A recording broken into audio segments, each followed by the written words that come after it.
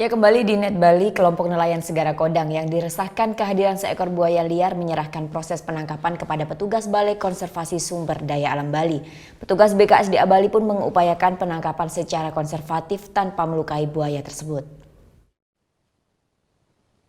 Buaya liar sepanjang 1 meter lebih ini hingga Kamis sore masih terlihat di Sungai Randa, Banjarsuung, Batan Kendal, Denpasar.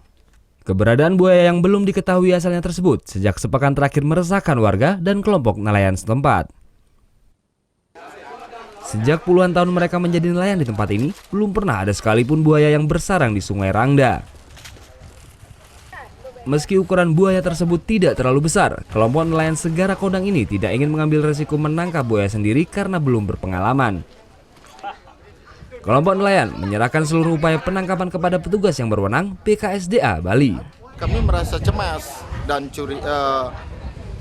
takut barangkali ada warga kami nanti yang diserang oleh buaya tersebut.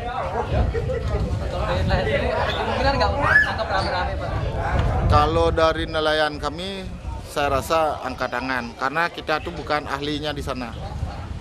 Ya. Sementara dari pihak BKSDA, sejak Senin lalu sudah memasang perangkap jaring di sekitar sarang buaya tersebut. BKSDA Bali mengedepankan proses penangkapan secara konservatif agar tidak melukai buaya tersebut. Kita tidak melakukan penembakan atau penangkapan sampai melukai dari si buaya itu sendiri. Selama itu kita masih bisa upayakan. Tapi kalau buaya itu nanti sendiri sudah mengarah kepada merugikan kepada orang atau masyarakat sekitar, kita akan melakukan tindakan-tindakan yang lebih efektif lagi. BKSDA tidak menargetkan waktu penangkapan selama buaya tersebut tidak mendekati pemukiman warga. Seekor buaya liar ini muncul di Sungai Randa sejak akhir pekan lalu. Buaya yang belum diketahui jenisnya ini sering terlihat berjemur di kawasan hutan bakau saat cuaca terik.